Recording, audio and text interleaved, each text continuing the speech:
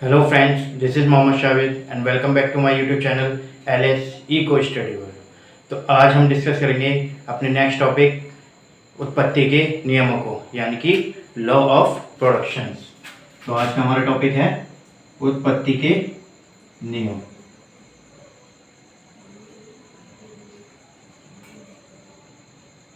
ठीक है, तो जनरली जो है उत्पत्ति के 3 नियम माने जाते हैं। कौन कौन से? सबसे पहला है हमारा उत्पत्ति वृद्धि नियम। उत्पत्ति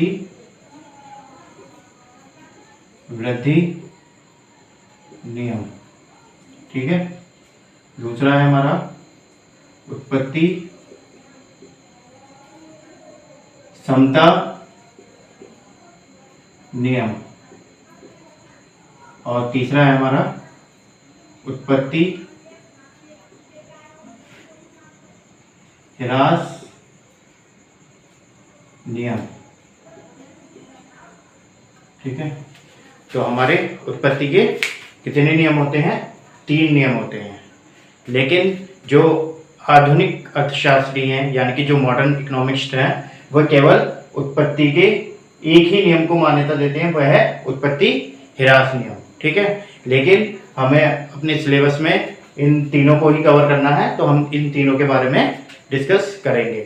तो ये जो उत्पत्ति के नियम हैं, इसको परिवर्तनशील अनुपातों का नियम भी कहते हैं, जो कि अल्पकाल पर आधारित है। यानी कि अल्पकाल, जिसको हम पहले भी डिस्कस कर चुके हैं कि अल्पकाल वह स्थिति होती है, यानी कि जिस स्थिति में जो उत्पादक है उसके पास इतना समय नहीं होता कि वे उत्पादन के जितने भी साधन हैं उन सभी में एक साथ परिवर्तन कर सके और अपने उत्पादन को बढ़ा सके। तो ऐसी स्थिति क्या कहलाती है? हमारी अल्पकाल कहलाती है। तो ये जो हमारे उत्पत्ति के नियम हैं, वह कैसी स्थिति अवस्था पर आधारित है? अल्पकालीन अवस्था पर। ठीक है, तो अब हम सबसे पहले डिस्कस करेंगे अपने पहले नियम, यानी कि उत्पत्ति वृद्धि नियम को। ठीक है, तो अब हम बात करेंगे अपने उत्पत्ति वृद्धि नियम की। तो ये जो उत्पत्ति वृद्धि नियम है, ये जो है उत्पत्ति के नियमों की जो पहली अवस्था है, यानी कि जो पहली स्टेज है कौन सी है? उत्पत्ति वृद्धि नियम है। ठीक है, तो ये नियम हमें क्या बताता है कि जब उत्पादन के कुछ साधनों को, यानी जो उत्पादन के साधन होते हैं, जैसे कि हमारे श्रम हो गया, पूंजी हो गई, या फिर हम कह सकते हैं साहस है या संगठन है, तो अन्य साधनों को स्थिर रखकर जब किसी एक साधन या फिर कुछ साधनों में परिवर्तन किया जाता है, तो उसके साथ साथ उत्पादन भी एक बिंदु तक बढ़ता है। या हम कह सकते हैं कि जैसे जैसे किसी साधन की इकाइयों में वृद्धि की जाती है या उसकी मात्रा को बढ़ाया जाता है, वैसे वैसे एक बिंदु तक उस वस्तु के उत्पादन में भी वृद्धि होती है। ठीक है, जैसे मान लेते हैं कि एक मजदूर है, ठीक है, जिसे हम परिवर्तनशील साधन के रूप में देख रहे हैं, यानी जिसमें हम चेंजेस कर सकते हैं।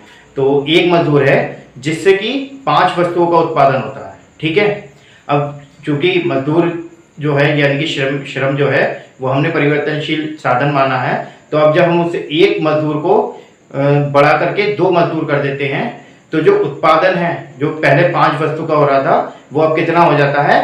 12 वस्तुओं का हो जाता है।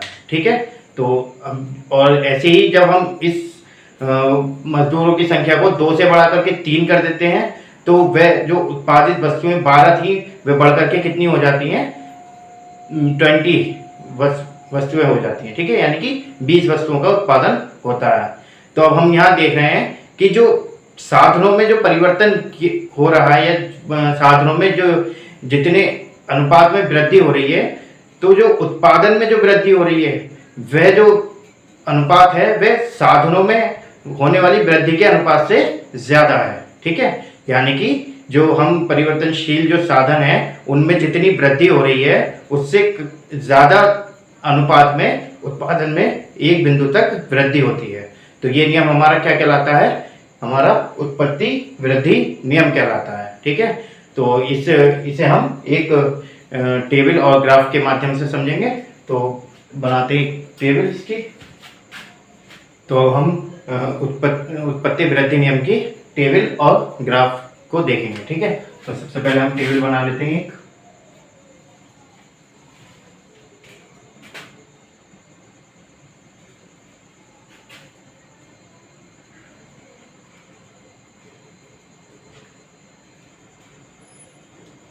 ठीक है, इसमें पहला कॉलम हमारा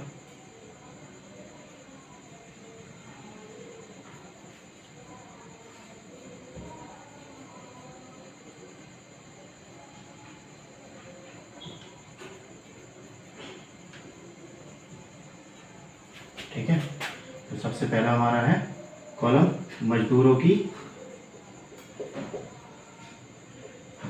की संख्या। ठीक है, जो कि क्या है, परिवर्तनशील साधन,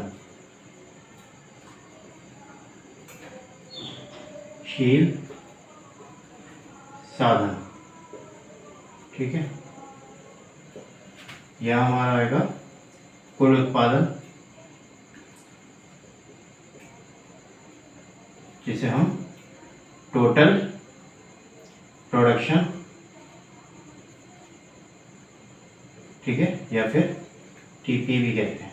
ठीक है, यहाँ आएगा हमारा औसत उत्पादन,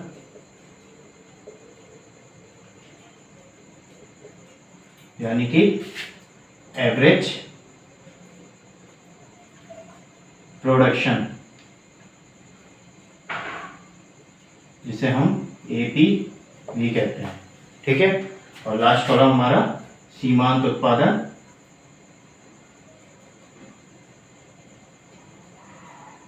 जिसे हम मार्जिनल प्रोडक्शन या फिर एमपीवी कहते हैं। ठीक है, ये था हमारा परिवर्तनशील साधन, जिसको हमने चेंजेस के रूप में करेंगे। ठीक है, दूसरा हमारे होते हैं, यानी हम एक साधन को परिवर्तनशील मान रहे हैं और बाकी अन्य साधनों को हम स्थिर मान रहे हैं। तो जैसे कि ग्राफ पे केवल हम एक परिवर्तनशील साधन और एक स्थिर साधन को दर्शा सकते हैं। तो हम मान लेते हैं यहाँ पे हमारा ये जो स्थिर साधन है वो क्या है, भूमि। ठीक है, या फिर कोई खेत ले लें या कोई जमीन ले लें, तो ये कितनी रहेगी, जो कि स्थिर है, मान लीजिए 100 वर्ग मीटर। ये स्थिर है, यानी कि 100 वर्ग मीटर में ही जो है उत्पादन कार्य होगा, या फिर जो हमारा स्थिर साधन है। ठीक है, ठीक है। अब हमारे मजदूरों की संख्या मान लीजिए पहले 1 थी, बढ़ करके 2 हो गई, फिर 3 हो गई, फिर 4 हो गई और फिर 5 हो गई। ठीक है,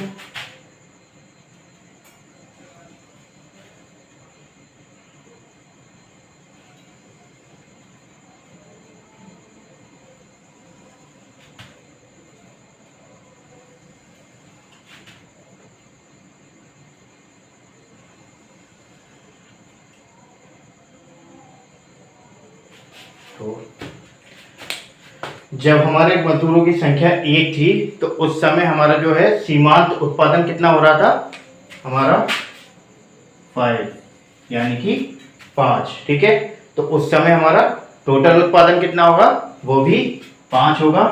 और एवरेज उत्पादन जो है, जो हम मजदूरों की संख्या से कुल उत्पादन को भाग देंगे तो कितना आएगा, 5। ठीक है, तो पहली जब 1 मजदूर था तो उस समय सीमांत उत्पादन 5 था, औसत उत्पादन भी 5 और कुल उत्पादन भी 5 ही या 5 ही रहेगा। अब जैसे ही हम मजदूरों की संख्या को 1 से 2 करते हैं तो जो हमारा सीमांत उत्पादन है वो कितना हो जाता है, 5 से बढ़ करके मान लीजिए 8 हो जाता है। ठीक है, तो अब हमारा कुल उत्पादन कितना हो जाएगा, 5 + 8, तो कुल उत्पादन कितना हो गया हमारा 13। ठीक है, और एवरेज प्रोडक्शन यानी कि औसत उत्पादन कितना हो गया, जब हम इससे कुल उत्पादन को मजदूरों की संख्या से भाग देंगे तो हमारा आएगा 6.5। ठीक है, तो अब ये थी हमारी जब मजदूरों की संख्या 2 थी। अब जब मजदूरों की संख्या 2 से बढ़ा करके हमने कितनी कर दी, 3 कर दी, तो अब जो उत्पादन था सीमांत उत्पादन वो बढ़ करके कितना हो गया, 12 से वो सॉरी 8 से मान लीजिए 12 हो गया।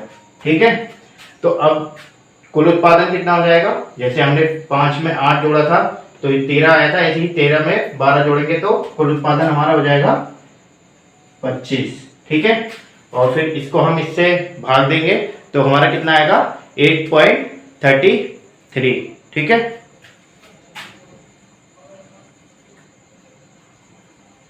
ठीक। अब इसके बाद हमने मजदूरी की संख्या को फिर से बढ़ाया, यानी कि साधनों में फिर से परिवर्तन किया, क्योंकि ये परिवर्तनशील साधन है। तो जैसे ही ये 4 हुआ तो हमारे जो सीमांत उत्पादन है वो बढ़ करके कितना हो गया, मान लीजिए 12 से 19 हो गया। ठीक है, ये हो जाता है हमारा 12 से बढ़ करके 19, यानी कि 7 का इसमें आ गया। तो इस 25 में ये उनसे जोड़ेंगे तो हमारा हो जाएगा 44। ठीक है, 25 प्लस 19 तो कितना हो गया 44। ठीक है, अब इसके बाद इसको इससे भाग देंगे तो हमारा औसत उत्पादन कितना आ जाएगा 11। ठीक है, अब मजदूरों की संख्या को फिर से हमने बढ़ाया, वो 4 से कितना कर दिया 5। ठीक है, तो अब जो हमारा सीमांत उत्पादन है वो कितना हो जाएगा, मान लीजिए 19 से बढ़ करके कितना हो जाता है 26, यानी कि 26। तो अब 26 में जब हम 44 को जोड़ेंगे इसको तो कितना हो जाएगा 70। ठीक है, इसको कुल उत्पादन में जोड़ेंगे तो कितना हो जाएगा हमारा 70। अब इसको इससे भाग देंगे, यानी कि कुल उत्पादन को मजदूरों की संख्या से भाग देंगे तो हमारा औसत उत्पादन कितना आ जाएगा 14। ठीक है, तो इस तरीके से ये हमारी एक टेबल तैयार हो गई है। तो इसमें हम क्या देख रहे हैं कि जैसे जैसे मजदूरों की संख्या बढ़ रही है, यानी कि जैसे जैसे मजदूरों की संख्या बढ़ रही है वैसे वैसे सीमांत उत्पादन भी बढ़ रहा है। ठीक है, लेकिन ये जो सीमांत उत्पादन है वो एक बिंदु तक बढ़ता है। ठीक है, उसके बाद समान हो जाता है और उसके बाद फिर घटने लगता है। लेकिन हमने क्या देखा कि जो परिवर्तन इन साधनों में हो रहा है, यानी इनका जो अनुपात है चेंजेस का, वो इसमें होने वाले चेंजेस के अनुपात से कम है। यानी कि परिवर्तनशील साधनों में होने वाले परिवर्तन का अनुपात जो है वह उत्पादन में होने वाले परिवर्तन में से कम है। ठीक है, तो जैसे कि मैंने अभी बताया था कि उत्पत्ति वृद्धि नियम में क्या होता है कि जो परिवर्तनशील साधनों में जो वृद्धि की जाती है उसके अनुपात में उत्पादन में ज्यादा वृद्धि होती है। ठीक है, तो ये हो गया हमारा एक टेबल जो कि उत्पत्ति वृद्धि नियम की है। अब हम इसे एक ग्राफ पर भी दर्शाकर देख सकते हैं। तो यहां बना लेते हैं ग्राफ। ठीक है, इसी टेबल के अनुसार थोड़ी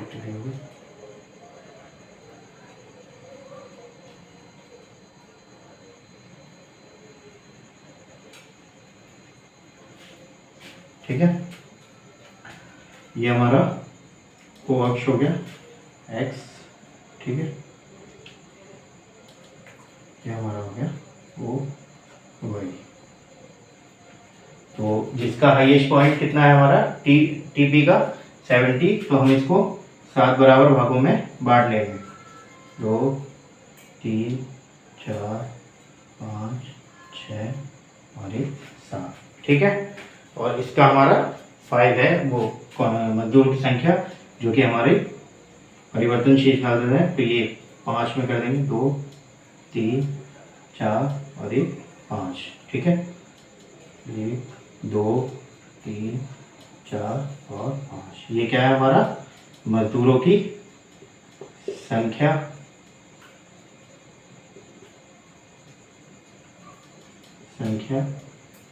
या हम कह सकते हैं परिवर्तनशील साधन। ठीक है,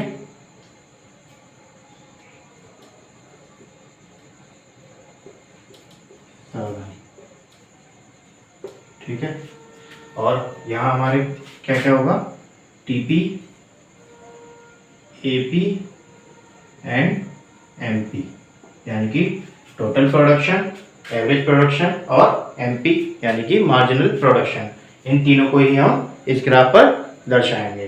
ठीक है, तो सबसे पहले हम देख लेते हैं कुल उत्पादन को। ठीक है, तो एक पर हमारा कितना है, मैं इसको वो दे देते रहे 10, 20, 30, 40, 50, 60 एंड 70। ठीक है, तो अब हम इसको इसमें इनपुट करेंगे। तो सबसे पहले हम देखेंगे जब मजदूर की संख्या 1 है तो उस समय कुल उत्पादन कितना है हमारा 5। तो हम 5 यहाँ लगा लेते हैं, हाफ हाफ में सभी के एक एक क्वार्टर, सॉरी हाफ, ये ठीक है। तो 1 पे 5, तो यहाँ ये आ गया। ठीक है, तो जब मजदूरों की संख्या 2 हुई तो उस समय कितना है 13, यानी कि यहाँ 10 है, इससे थोड़ा सा ऊपर और 15 से थोड़ा नीचे। ठीक है, और जब ये 13 हो गया, वो सॉरी 3 हो गया, तो उस समय 25, 3 पे 25 यहाँ आ गया हमारा ये। ठीक है, और जब 4 है मजदूरों की संख्या उस समय 44, तो 44 हम देखेंगे यहाँ 45 से थोड़ा सा नीचे। ठीक है, यहाँ आ जाएगा हमारा ये, और 5 मजदूरों की संख्या पे कितना उत्पादन हो रहा है टोटल 70। ठीक है, तो 70 यहाँ से लेंगे हम सीधा, और यहाँ 5 पर यहाँ। ठीक है, तो ये हमारी कौन सी रेखा हो जाएगी, टीपी, यानी कि कुल उत्पादन या टोटल। ठीक है, टीपी यानी कि कुल उत्पादन। अब इसको हम मिला भी दें,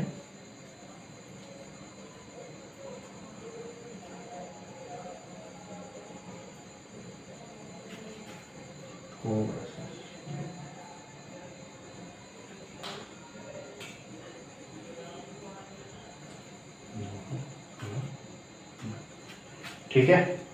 अब हम लेंगे अपनी औसत उत्पादन यानी कि एपी की रेखा को। तो सबसे पहले 1 नंबर पे ये भी 5 ही है, तीनों एक ही समान लेते हैं। दूसरे पे हमारा आएगा 6.5, यानी कि 5 से थोड़ा सा ऊपर। फिर है हमारा 8.33, यानी कि 10 से थोड़ा सा नीचे। ठीक है, उसके बाद 11, तो 11 हमारा 10 से थोड़ा ऊपर ये आ जाएगा। और उसके बाद 14, यानी कि 15 से थोड़ा नीचे। तो ये हमारी कौन सी रेखा बन जाएगी,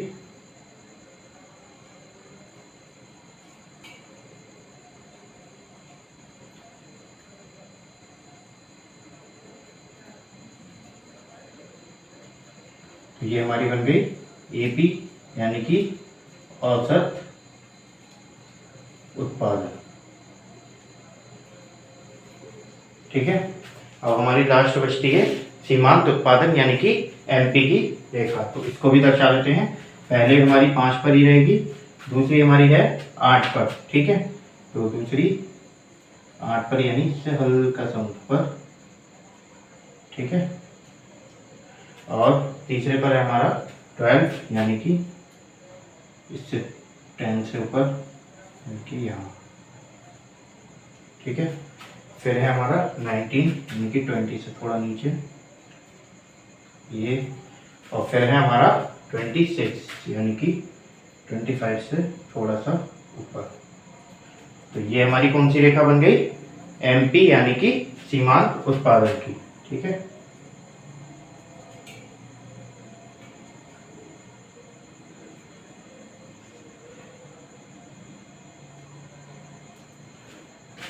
इसको हम लिखेंगे एमपी, यानी कि सीमांत उत्पादन। और ये जो पूरा हमारा ग्राफ है वो क्या कहलाएगा, हमारा उत्पत्ति वृद्धि नियम का ग्राफ। ठीक है, तो इस पूरे ग्राफ में हमने क्या देखा कि जो टीपी है, एपी है और एमपी है, वे तीनों ही कैसे हैं, बढ़ते हुए हैं। ठीक है, तो इस नियम में खास बात क्या है कि जो कुल उत्पादन होता है हमारा, और औसत उत्पादन और जो सीमांत उत्पादन है, तीनों में ही वृद्धि हो रही होती है, जो कि एक निश्चित बिंदु तक होती है। ठीक है, तो ये है हमारा उत्पत्ति वृद्धि नियम का ग्राफ, जिसे हमने इस टेबल के माध्यम से समझा। और अब हम देखेंगे कि जो उत्पत्ति वृद्धि नियम है उसका लागत, जो वस्तु की यानी कि जो लागत होती है उससे क्या संबंध होता है। ठीक है, तो इसके बाद ये हमारा कंप्लीट हो जाएगा उत्पत्ति वृद्धि नियम। ठीक है, तो उसको देख लेते हैं। तो अब हम देखेंगे कि उत्पत्ति वृद्धि नियम और लागत के बीच क्या संबंध होता है। ठीक है, तो उत्पत्ति वृद्धि नियम और लागत के मध्य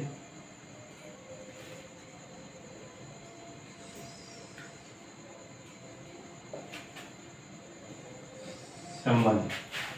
ठीक है, तो जैसा कि हम जानते हैं कि किसी भी वस्तु के उत्पादन में कुछ ना कुछ लागत अवश्य ही आती है। ठीक है, और उसका जो है उत्पत्ति के जो भी नियम है हमारे, उससे कुछ ना कुछ संबंध जरूर होता है। ठीक है, तो इसी प्रकार उत्पत्ति का जो वृद्धि नियम है उसका भी लागत से कुछ ना कुछ संबंध है, यानी उनके मध्य क्या संबंध है, तो इसको भी हम समझेंगे।